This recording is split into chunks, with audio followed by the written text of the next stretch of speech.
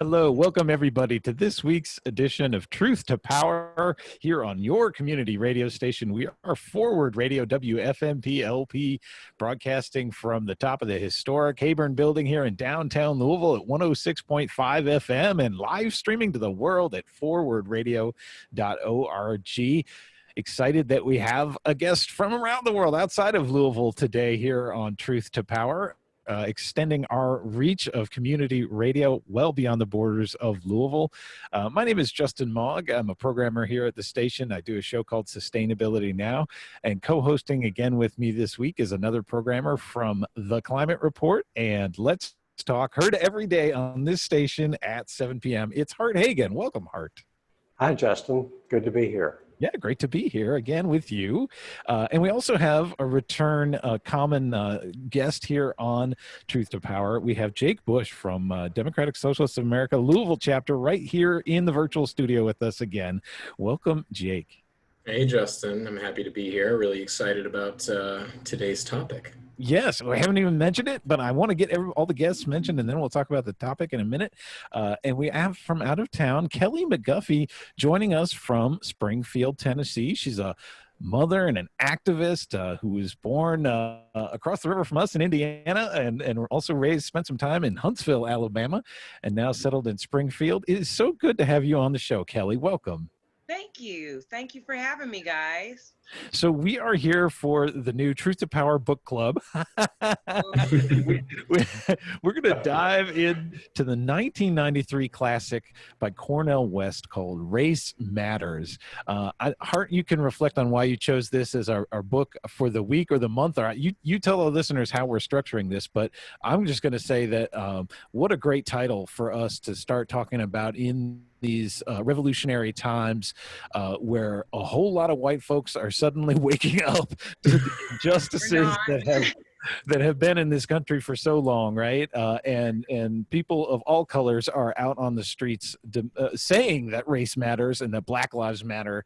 And so now, and then some people are in complete denial about the fact that race matters. Not everybody is one, and we are here to expand that conversation today. But yeah, Hart, why don't you go ahead and talk a little bit about how you came across this title and why you chose it, and how we're going to do this book club with listeners. Right. Well, let me read from the epilogue to the book. Spoiler alert, I'm reading from the end, but I think that'll be okay. But yeah, I love Cornel West. He's the person that I know of who is He's very intellectual. He's also very warm, and he actually loves his enemies. You know, the Bible says, love your enemies, and how many people can actually actualize that? And he's one person that I know who does. And so this is from the epilogue of the book that I think sets the stage. It says, we are living in one of the most frightening moments in the history of this country. Democracies are quite rare and usually short-lived in the human adventure. The precious notion of ordinary people living lives of decency and dignity, owing to their participation in the basic decision-making in those fundamental institutions that affect their life chances, is difficult to sustain over space and time. And every historic effort to forge a democratic project has been undermined by two fundamental realities: poverty and paranoia. The persistence of poverty generates levels of despair that deepen social conflict. The escalation of paranoia produces levels of distrust that reinforce cultural division. Race is the most explosive issue in American life precisely because it forces us to confront the tragic facts of poverty and paranoia, despair and distrust. In short, a candid examination of race matters takes us to the core of the crisis of American democracy and the degree to which race matters in the plight and predicament of fellow citizens is a crucial measure of whether we can keep alive the best of this democratic experiment we call America. Jeez.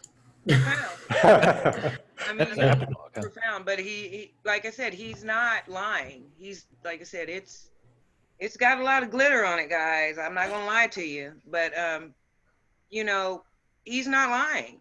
You know, as impoverished people, as we go through, as some of us go through our lives, you know, and this is not just at this point, just a strictly race matters, but more of a class matters.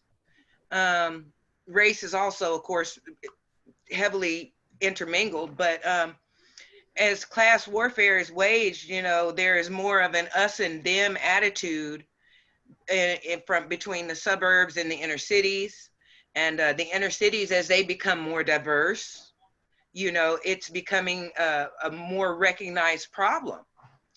Whereas, you know, it was the inner city was just for a few groups of immigrants or people of color or you know, a certain religious persuasion, you know, or sexual persuasion, you know. But now everybody's kind of smashed together. You don't kind of have to stay in that box, but you do also have to stay within the confines of poverty. And you know, through microaggressions on a daily basis, you do become very paranoid. You don't want to be that person that's thinking, well, did you stare too long? Did you not stare long enough? It wears on you on a daily basis. Just, you know, never really knowing. Kelli, when we talked on the phone, you were telling me about your experiences growing up in the schools in Indiana and some race-based hate that you faced. Can you describe some of that? Oh, it was vicious. I don't know. Actually, I will hold my fingers up to the camera, and there are two sliced scars right across there that I look at daily. Those come from a dog that a girl who was my friend set loose on me because she wanted to see if Black people were fast. Those were her words. As I stood there bleeding, and she explained it to her grandmother why she had sicked the dog on me. She said she wanted to see if Black people were fast. Growing up as my parents were an interracial couple. I was born exactly 9 years after the Loving decision. I live with the decision. I live with the fact that my life to President Nixon, when he considered abortion, legalizing abortion in this country, it was because of rape and interracial relationships that he allowed for abortion to be even legal, because he considered myself a problem to the nation. You know, so that's got to be, those girls have got to have a way to get that fixed. You know, they shouldn't have to live with that stigma all their lives, you know. So that's my American experience. Like I said, 9 years before I was 9, not even a decade before I was born, I couldn't have inherited the property I lived on. My daddy couldn't give me something. I would have to walk away as a stranger, an orphan. When my father passed away, it was legal for them to take everything from me. That's the legacy that we're kind of handed. And it was difficult, you know. I was the only Black child in an all-white elementary, high school, and middle school all in one. It was a very rural community, and it was the 80s, and it was unpleasant. It was very bad. It was, you know, and I would go home to my mother and father who had this racial utopia in their mind, and I'm like, look, they're beating the hell out of me. They're trying to kill me out here. I'm getting spit on. You know, they're trying to burn me with cigarettes, and they're like, well, you know, as long as we love you, everybody's going to love you. That is a lie. That was a lie that two lovers tell each other in the bed. Because in the real world where I had to go when the love was gone, you know, it was like stormy seas, stormy seas. And I then had to leave that situation because I had defended myself. I pulled a young man off of the merry-go-round, and I hurt him. And at that point in time, they were ready to expel me after I had gone to them for 4 years. I was at this school. I went to them every day and I told them what they did. And I got the sticks and stones will break my bones. And Dorman Ledbetter would always hurt me. You know, that's just the way it was. And I don't mind name dropping old Dorman either. No shouts out to Dorman. But, you know, they called me things like an animal. You need to control that beast. Wow.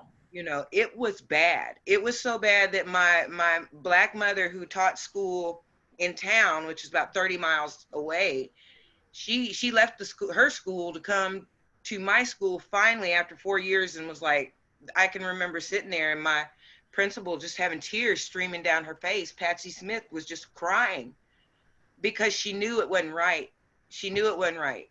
And so in lieu of being expelled, I was moved to a city school in the district where my parents taught.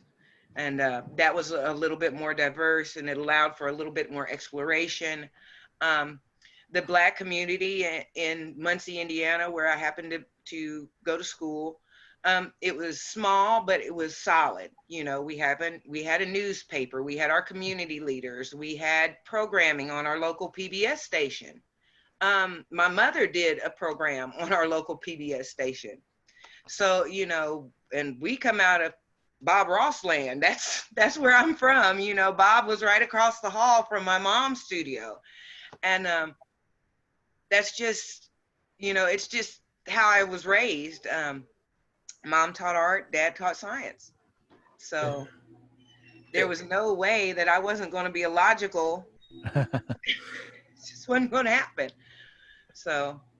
And if I may, I just wanted to point out, like, this, so I was born in 94, right? And I say that to say that growing up, you know, a lot of the times, especially because I grew up in such a small, very white, rural area, that, you know, I only heard about these kinds of things on TV. Right. And I heard it as if this was in some distant prehistoric, you know, right, whatever. And I hear this, or like, yeah, or like I hear from like my ex-girlfriend's family. They were a Black family from Louisiana, and they would tell me things, and I'd say, my gosh, when did that happen? And like you, they'd say, oh, like the 80s. And I'm like, what? Yeah. Yeah. So, and you know, if I may, you know, I read this Democracy Matters and Race Matters piece, which is in the 25th anniversary edition. Mm-hmm. And I think the important thing when we're talking about Dr. West, the important thing to remember about him is that he is, at his core, a radical Democrat. And not Democrat like the party, but like right, that is the core of his ideology, is his commitment to democracy philosophically. And there's a piece here that I would like to read where it says, the basic aim of a democratic regime is to curb the use of arbitrary powers, especially of government and economic institutions, against its citizens. Yeah. Based on this uncontroversial criterion, the history of American democracy in regard to Black people from 1776 to 1965 was a colossal failure. And I think that sort of centers the way that I always view his work. And in a way, I mean, that centers a lot of how I just view the world, frankly, because a big part of my own... You're anti-American. Right. Well, you gotta fight that, you know, that idea that's against America to criticize it. But I am at my core a big believer in democracy, and I believe democracy should be in the workplace. I believe it should be in the government. And I think that if you really take an unbiased That's view, called mob rule. When democracy is everywhere, that's mob rule. Right. I love Hart bringing in like the way that other people think, just sprinkling it on top to just reel me back in, like, hey, you know, this is what other people think, right? Yeah, I was those other people for most of my life. Yeah, no, I get it. And I'm sorry, I keep interrupting you. Go ahead. No, dude, you're sprinkling the seasoning on it. It's fine. Right. But That's what I usually think of myself, but others don't. but you know, if we're really thinking about you know, the way that this country functions, the way that this country has treated people, and if we understand history as a living thing, and if we understand that things don't just end and then we forget about it. Oh, well, that was back then. No effect on now. Get over it. That was like not even, I wasn't even born yet. I didn't own any slaves. Right. You know, you hear that. But meanwhile, you also, your great-great-granddad owned the plantation and had 100 people that worked just specifically to build his wealth. I have a story about that. It's like I can directly trace personal benefits to slave money, and that is as follows. My mother, my mother inherited a substantial amount of money from an uncle by marriage, and this money was used to put me through college. And the uncle by marriage had lived his entire life off of plantation money that he had inherited. So I directly benefited from money that was made on the backs of slaves. Old money. That's how long that money lasted, Hart. If it was still around to send you to college, that was a hell of a lot of toil for somebody. I don't know, you know, and at the end of the day, we still directly benefit from slavery. Now, you guys might not realize that because you don't live in a county where the biggest plantation is a mile from me. The Wessington plantation just sits to the west of me. And then the Bell plantation, where the famed Bell Witch comes from, it butts up right against the Wessington.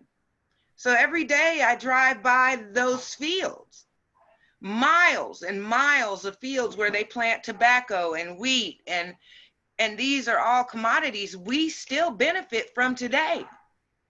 And I know full well that land was not just cleared, it was cleared 300-400 years ago when they had the slaves clear it.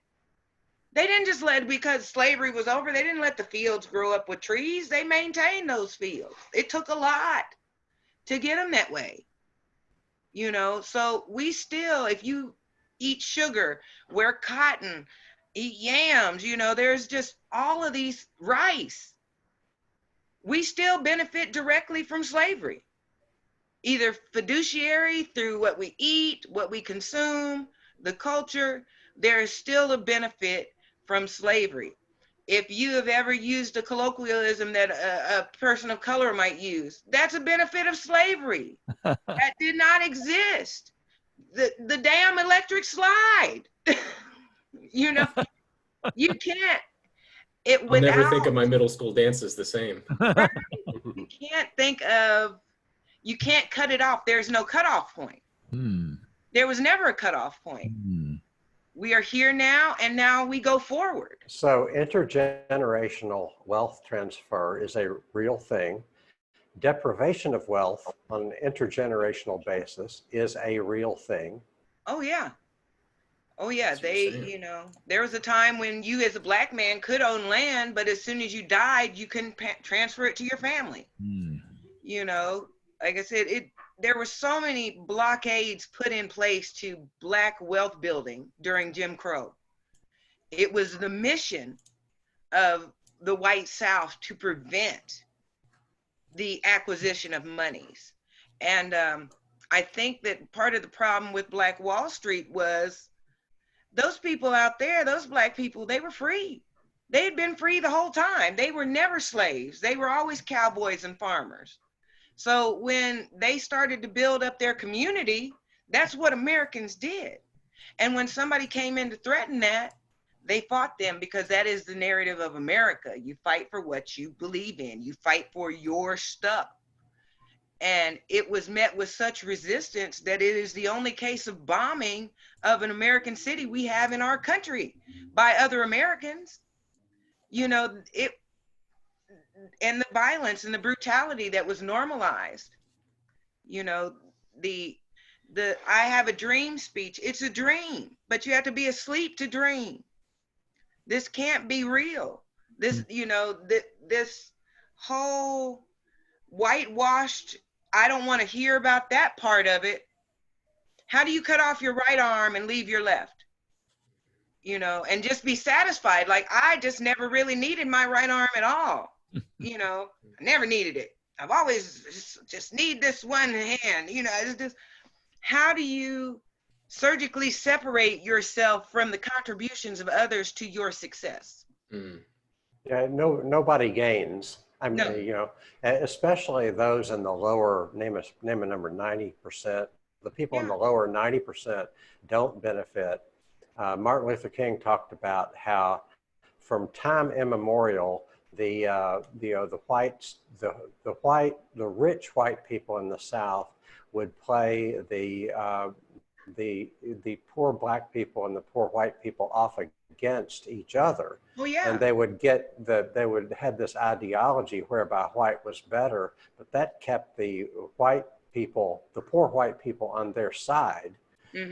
While, you know, disenfranchising. And so if you're let's say you're a laborer who is white and might earn a wage, well, that wage is going to be driven down by slave labor. And then even when the slaves are freed, of course, there are a lot of deprivations that do not allow people to earn their fair wage. And as long as you can hire a black person to work for even less, then that hurt the poor white people. And that kind of dynamic is still going on today. And I believe that much of the racism is there's that dynamic in it. There's that motivation in it. The powers that be benefit from racism. They benefit from your racism, exactly. Slave owners did not ride down black men and women and children in the woods. They didn't do that. They had poor white people to do that. Yeah. And who was happy to do it? Poor white people. Surprise. And what made them feel like rich white people? Treating black people bad. So it was just, I think it was like they were trying to, just as Cornel West talks about in the beginning of the book, you know, trying to emulate what they believe is actual success, because they see this man, he is wealthy, he has a plantation full of slaves, some of them look like him. You know, there's a lot of benefits that poor whites saw, just like poor whites still see today. Surprise. I mean, I don't see anything different between this new GOP and what we saw that led up to the Civil War. Like I said, there's always somebody that is out there ready to do a rich man's bidding. Always, still today. Okay, so I'm not a black person, and I do not speak for black people, and I do not give advice to black people. But I do feel qualified to give advice to white people. And I'm saying your enlightened self-interest requires that you recognize the source of racism. Your enlightened self-interest requires that you find common ground with people of color, because you're in the same boat. Meanwhile, as long as you don't recognize that, you've got the powers that be that cultivate racism. Some of it is in movies, some of it is in TV, some of it is in music, but those subtle or not so subtle forms of racism are bad for the white majority. And it's tragic. And as a climate activist, I really, you know, I see that the people of poor people, most of whom are people of color, are the first to suffer the worst consequences from climate change. Not least of all, thousands of people every day die from the effects of climate change, which includes drought. If you don't have drought, your crops are not going to do well. You're going to die of kidney failure because of thirst, and there's going to be mass migration, and so anyway, I forget where I was even going with that. The things Solidarity. we think about. Oh, solidarity. Yeah, thanks, Jake. Yeah. Go ahead, Kelly. Sorry. The things that we panic about as the majority of Americans, you know, the virus, you know, or, you know, war, things. The top 1% doesn't give a damn. They got bunkers. The president will talk cash, money, garbage from his podium because he will go hide under a mountain if they drop bombs on us. On us. On behalf, because of what he said, we pay. And we can pay out of our hand, out of our lives, out of our psyche, wherever we're paying, but we pay the cost. And until we see each other as equals, nobody's American experience is whole. I really feel like that. How can you move forward and think that your American experience is whole if it's all white, or it's all black, or it's all LGBTQ? It's not a place where there is a superstar and then the rest of us. This is not Diana Ross and the Supremes. You know, we got to do it together. We're speaking today on Truth to Power with Kelli McGuffey, a mother and activist in Springfield, Tennessee, raised in Indiana and then Huntsville, Alabama, sharing some of her stories of dealing with racism. That's the topic of our show today, Truth to Power, with me, Justin Mogg, and Hart Hagan. And we're also joined on the line in the virtual studio, again, by Jake Bush from DSA Louisville. Our book of the day is the 1993 classic Race Matters by Cornel West. And that's informing our conversation. But I do want to hear some more stories from Kelli. So you were talking about how difficult it was to be one of the only people of color growing up. We've seen a demographic shift in America where that's less and less the case. But I think some of the stories you share may still be true today. And now you are a mother. I don't know how old your children are, but if they're school aged, what is their experience, and what do you fear about their experience in the world today with racism? We are in a unique set of circumstances here. I've lived several places, and this is my first. I've never seen such a disconnect and such a I don't know what happened here. Like whatever happened, it happened way before I got here. It's an unspoken something amongst the Black community. They don't really organize, they don't really get together. But like I said, we come from 2 very large plantations in this area. This is called the Black Patch. And what happened is when those plantations went under, the sharecroppers took over. Black and white sharecroppers took over. So we do have a certain level of tentative unity among certain communities. There is a lot of interracial couples here, a lot of biracial children here, but that's a personal choice. You know, that's not a community choice. The community doesn't decide who you marry or who you decide to have a child by, or, you know, those are personal choices within your own home to make. And it is a choice to put it on the scale and reckon it up, because it's not easy. You know for a fact, when you start that interracial relationship, you're going to get some blowback from both sides.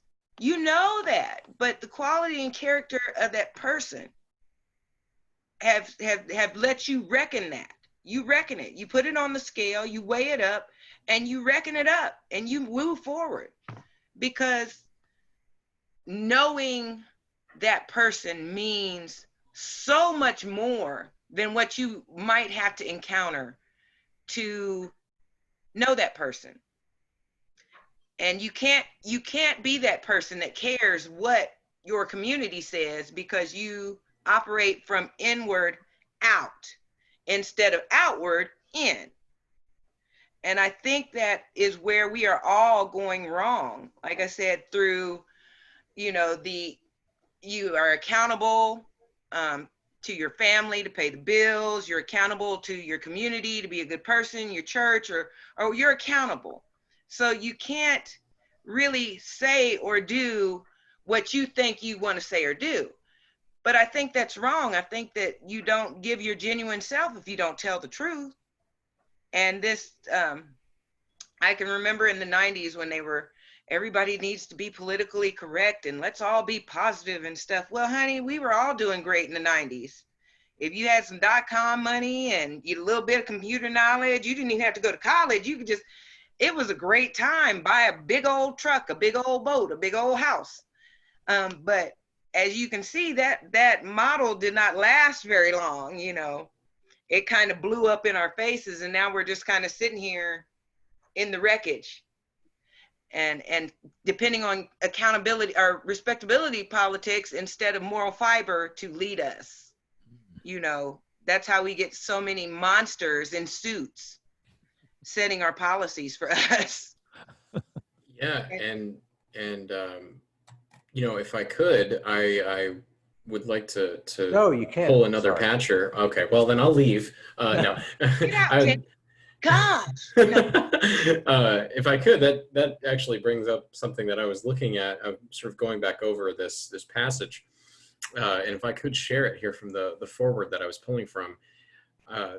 So Dr. West is saying here, talking about these sort of policies that you're talking about, these sort of people in suits sort of setting all these agendas that end up taking us this, I don't want to say bad path, because it's certainly better than it was, but in some ways, is it? I don't think I'm really qualified to make that call.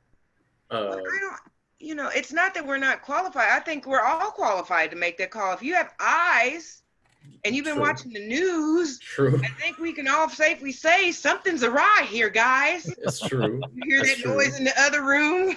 That's true. So, he's talking about this, how we've ended up in this situation where there is now an avenue, at least ostensibly, for people to hold positions of power that are not white. That's more possible now than it was. Absolutely. But he's saying, and this is a quote, "This is so primarily because the advent of the multiracial American regime coincided with escalating levels of wealth inequality. The new inclusion of people of color within the professional slices of American society occurred alongside the expansion of unaccountable corporate power in the economy and government, and the unleashing of arbitrary police power in poor communities of color, especially Black, brown, and red. The result is Black middle class achievements that constitute Black progress alongside devastated Black working and poor communities that yield unprecedented increases in prison populations and overlooked victims of police abuse." Yes. And so what he's getting at is that we can't really have a democratic project, not a real one, unless we understand the way that class and race fit together and how they are both significant, but you can't really separate them, not really. Because if you do, you still end up with an undemocratic society. And so, I think of Stuart Hall's quote. He said something along the lines of, race is the modality through which we experience class. Yes. Right. And that you can't, I think too often, and I always love reading Dr. West because I think he really gets this, is that you cannot separate the two. A lot of people, whether you're on the left or you're more in the center, or even if you're on the right, they always try to act as if they're two separate things that are contending with one another, when really, and if we read Dr. West and really take it seriously, I think that he points us in the direction of saying, well, you can't separate the two, at least not honestly, There's value. Unfortunately, we as Americans see things only in monetary values. If we don't have enough money, or we don't have the right address, or drive the right car, or wear the right suit, we are not respectable. However, there is value in that poor community. When the levees broke in New Orleans, when it was time to rebuild, the question is how do we maintain that culture that was washed out? And they were poor people. They were not wealthy people. But at the same time, if you remove that from New Orleans, you might as well just throw it away. Might as well be Seattle. I don't, you cannot capitalize off of things that attract people to your city and the culture and the art that these poor people bring. Cornel West talks about the art of the movement and the singers and how much they put their soul into expressing what they had to say about their condition. Well, you have to understand, for a culture that was silenced at every turn, art was our voice. That's why you have such exquisite works from people who you thought who your preconceived notion has been given to you as dumb and uneducated and uncouth and brutish, but they were like in the introduction, we are the manifestation of all impossibilities. If impossible is anything, it is us. Continuously, we continue to do the things that have been long preached against that we could not do. And I mean, we keep moving the bar a little further, a little further, a little further. And now the bar has moved so far that there is this upwardly mobile class of African Americans, and all power to them. Go to school. If you want to go to school, go to school. But now they are now kind of shackled by their education. Yes, you live in a very large house. You live in a very diverse suburb, but your vote in that suburb does not help me in the inner city. It helps you, the mills and all the money, stay out in the suburbs, and helps the poor people in the inner city get poorer. But you know what? You live in $1 million house, but you're still scared for your kid to go down the street. You're still scared for your husband to turn the corner in his own neighborhood where he pays a mortgage. That's ridiculous. So what's different? There are poor Black people, there are rich Black people, but the commonality is Black people. I'm sorry, you can't educate that out of yourself, as Cornel West has brilliantly described in the first chapter. You cannot rise above the color of your skin when you deal with a world full of strangers who do not know you. And it doesn't matter how much you elevate within your circle. If the people on the street don't recognize it, what's it for? What's it for? Other than, I get it. Don't get me wrong. I'm not saying that Cornel should just throw it all away, but I hurt for that man. I hurt for the struggle that he went through to get where he is, and still have to be frightened in certain areas, in certain circles, and in traffic stops, and it could be Cornel West under a man's knee. That the thought, and you're like, no, that couldn't happen, but yes, it can. We watched it happen to Lewis Gates at his own home. Yep. In that suburb. That was close to work and blah, blah, blah. But his own neighbor called the police on him because she didn't recognize that it was her neighbor. Oh, well, Kelly, if that's a problem, why hasn't it been solved before now? I think that is the idea, the westernization of the globe. I mean, everybody wants to live in the suburbs. You go in the Philippines, they want to live in the suburbs. You go to Botswana, they want to live in the suburbs. Everybody wants to live in the suburbs, have a nice house and a big car. And we're not really too concerned with how you get it. Whether you sell drugs, whatever you're doing, they're selling kids and everything now.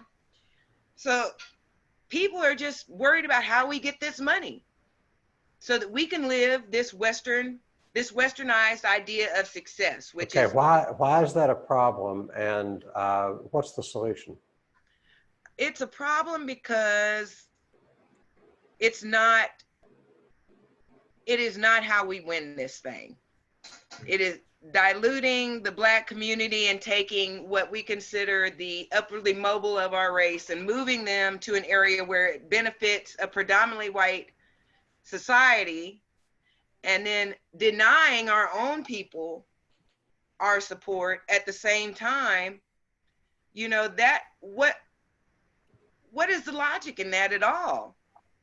You know, It's not as if we have a political economic system that values people or values priceless things like the natural world or priceless aspects of our no, cultural heritage, or to some extent our time is priceless.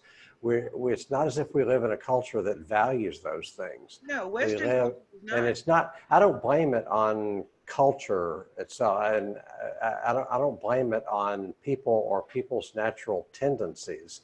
We have allowed ourselves to live in a system where capital, to me, capitalism is where capital calls the shots, especially in the workplace, but also, you know, capital. You have enough capital, you can buy the best we have the best politicians money can buy, and you can buy policy. If you have enough money, you can buy democracy. If you have enough money, you can buy yourself a war. If you have enough money, you can buy yourself the right to pollute. If you have enough money, you can negate everything that matters. Absolutely. And that's what we need to Jeffrey, overcome and change. yeah. Oh, Jeffrey Epstein had bukus of money. That doesn't mean he wasn't morally bankrupt as hell. You know, it just, the most vile of human beings have ascended to power at this point in time, and you just have. But you if know you talk what? about people having, if you talk about people having too much money, then the average American say, "Oh, you can't take their money. That's communism," and that's a system that's proven to be a failure. You can't do that. You can't take people's money. You have to let them enjoy their success, because that's the, you know, people giving people the right to acquire wealth. That's the engine of growth. Well, see, wealth, you know, because wealth is not tied to intelligence, that's fine. I'm perfectly happy with everybody being as wealthy as they can, because that doesn't mean they're as smart as they can be. And a fool and their money are easily parted. You know, it's fine. I'm perfectly fine with the person who is always out there to try to get a little money. You know, like I said, Nicolas Cage, who is now almost bankrupt, bought a set of freaking white cobras. Like, let that be a true testament to what having money will get you. A set of white cobras. We're speaking. Hey, but whatever. The white cobras, like. That's what I'm going to spend my first $1 million. USA, somewhere where in India there is a little man. USA. Thank you, Mr. Cage. Because that is how commerce works. Right. We're waiting. I mean, and we're commerce. Look at Etsy. Look at all of these little service-based businesses. People are creating a whole industry around servicing people who got more money than sense. You know, you can get your maid, you can get a babysitter, you can get a valet, you can get everything you want. You don't have to drive. You don't even have to read anymore. Yeah. Today on Truth to Power with Kelli McGuffey from. And Kelly's saying, "Don't get me started." Springfield. Please don't get me started on that crap. Yeah, right. And I want to bring in a new member of the conversation here. We got another programmer joining us on the line. That's K.A. Owens, host of On the Edge. Welcome to the show, K.A. Good to have you here, man. Hey, ladies and gents. So happy to hear your conversation. Brilliant, very insightful, and very timely. I'm just so happy that you all have decided to discuss our brother, Cornel West. You know, when one of my other organizations brought Cornel West to Louisville back in 2006 for our Unity Dinner, that's the Kentucky Alliance Against Racism and Political Repression. And that was our most successful Unity Dinner ever. Wow. And for years after that, I would be at the Chase Bank making a deposit, and the teller would say, "Hey, that Cornel West was great." Oh yeah. So phenomenal guy. So I'm so happy that selected Race Matters. The Cornel West reader is good too for folks who, you know, want to get a book. I would say go to the library. Well, of course, you can't go to the library because the libraries are shut. But right. But I think you can like order on the web and then pick up the book at the door. Yeah. So reading is good. So one of the chapters in Race Matters, the crisis in Black leadership, and it just seems to me in the time that we're in, you know, with the COVID crisis, the millions of people being out of work, and the police issues that we're all going through, it's time is either compressed or expanded. I can't tell, but it seems like every day is like a week, and every week is like a month, and you never know what's going to happen. You Oh, yeah. never, you know, and so and people deal with that in different ways. But what I've noticed with all of these young people out in the streets every day all across the country, there are new leaders emerging as we speak. That's what I've noticed. And it's right here in Louisville. You go downtown to 6th and Jefferson, political education going on, marching, these caravans, 200-car caravans going around. That takes organization. That takes leadership. People are just stepping up to the mark. People I don't know, people that are really not necessarily part of the bourgeoisie that he talks about in the crisis of Black leadership. These people are emerging. They're talented. They're sharp. They're forming new organizations as we speak. And it's the pressure. Hey, K.A., could you please make sure you're talking straight into your microphone? It's kind of cutting out. Okay. Is this better? Yes. We'll see. And so these kids being out here in the street and a little bit older and older folks too. I marched last night, and the Bishop Lyons and Reverend Awkward were marching with the young folks. So so older folks are showing up. So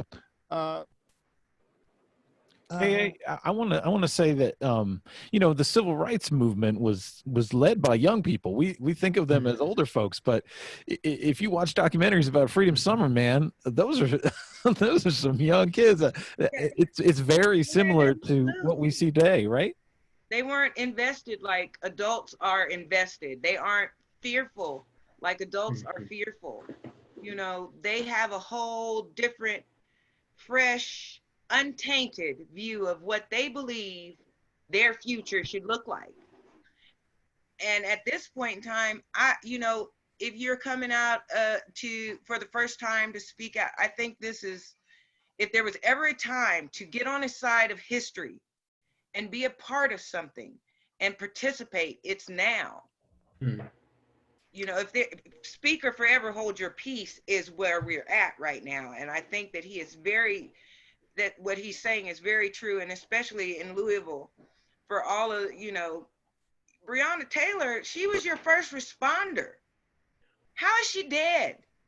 How is she dead? And how do you reconcile the balk at trying to arrest the officers that have done it? And precisely you got 3 officers that were involved. 1 has been fired. None have been charged. None have been jailed. No.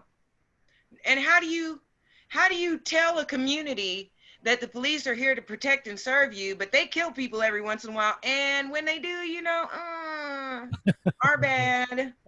Oops, sorry. Yeah, and you know, this talk of you know, youth and this sort of spontaneous, autonomous leadership, I think is really profound. You know, K.A., you said something along the lines of like people you don't know.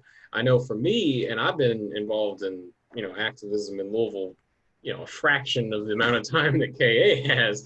But, you know, even in my low amount of experience, when I walk in a room and it's somebody I don't know, I'm like, oh my God, thank God. There are more people, you know? And, you know, this Remember idea, when there were 3 of you? Right, yes.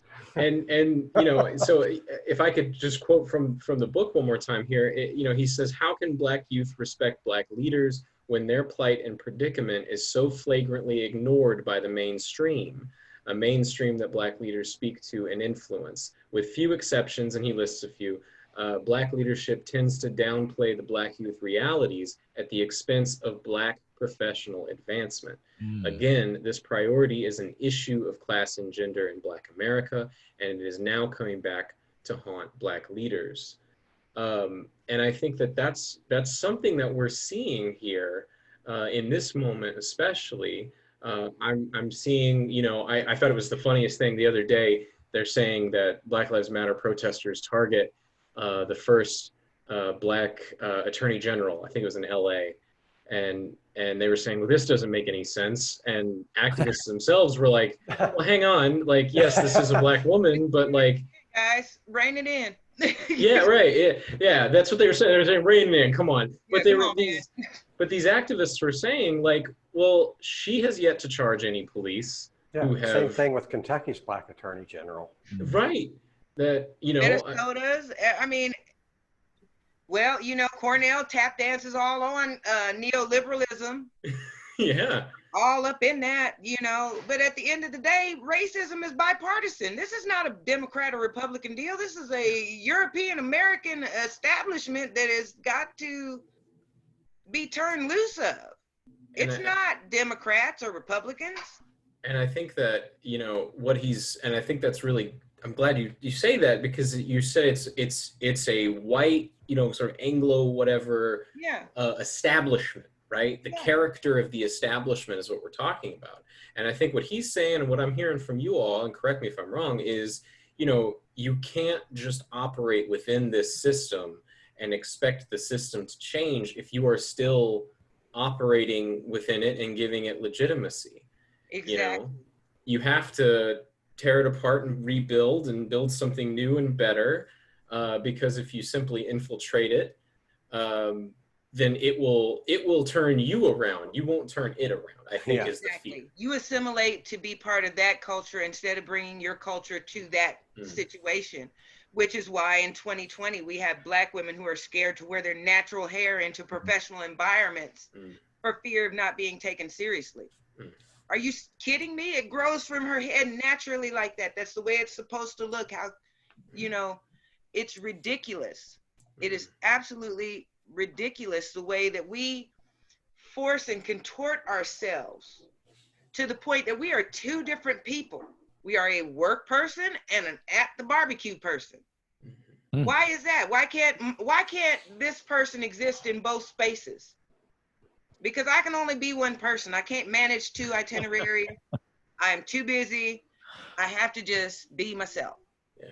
The biggest shock growing up was always hearing my friends when they were at work. And I'd be like, wait, what? That's not you. And they're like, man, I'm at work. I gotta sound like this. I'm at work. I learned the concept of code switching by watching people. And I was like, you have to do that? That's horrible. Like, right. Like, what? But right, you're like looking at a whole nother person like, you don't even talk like that, man. What's going on? Yeah. Shut up. I'm trying to get by here. I need a raise, Jake. Shut up. Right. You know, I am trying to impress the boss.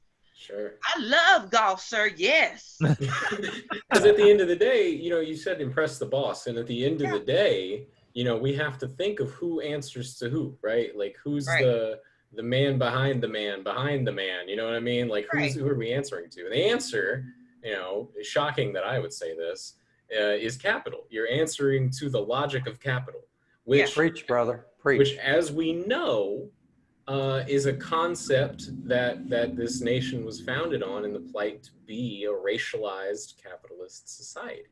Yeah. And you can't just turn that around from within, I don't think, you know. So I'm you know, this conversation of leadership has been really fascinating to me. If you will, let me read a couple of things. One thing he says here is that, this is reading from Race Matters, we too often say Wall Street is a good servant rather than a bad master of the common good. So when you're talking about conforming in the workplace, what you're conforming to is a hierarchy. You're conforming so that there can be a path upward, at least a raise. Even if you don't make it to the top of the company, you want to be a little bit better off next year. And that means conforming. That means following the money, or literally following what money wants you to do. Yeah. So that's one thing. You know, we need to look, when we look at all this conformity, we need to look at money. What are we conforming to? And I wanted to read something about Cornel has a lot to say about empire, and I love that because I like to talk about empire. So anyway, he says the profit-driven marketization of our spiritually impoverished capitalist, let's see, let me just start here. Imperial meltdown is at the center of our catastrophic times. Our ecological catastrophe is real. The Anthropocene, meaning the age of man, the age of we're living in the age where man is so the Anthropocene ethic engulfs us. Human practices, especially big business and big military operations, now so deeply influence Earth's atmosphere that extinctions loom large. The potential for nuclear catastrophe remains urgent as US-Russia relations escalate and other nuclear powers like North Korea, China, Pakistan, and India are expanding and restless. And he says, we deny that drone strikes are killing innocent people abroad, then we overlook killing lists on Terror Tuesday at the White House when the president and his staff decide to execute people without any legal procedure, including innocent US citizens. Wow. So at some point I'm going to find another passage where he says, you know, Barack Obama is the friendly face of empire and Trump is the disgusting face of empire, but they're both faces of empire, you know. Well, they're both faces of America, is what he was saying. Right. Obama is America and so is Trump. Which doesn't always mean a good thing. Well, both of us came at us with two different perspectives, right? Mm-hmm.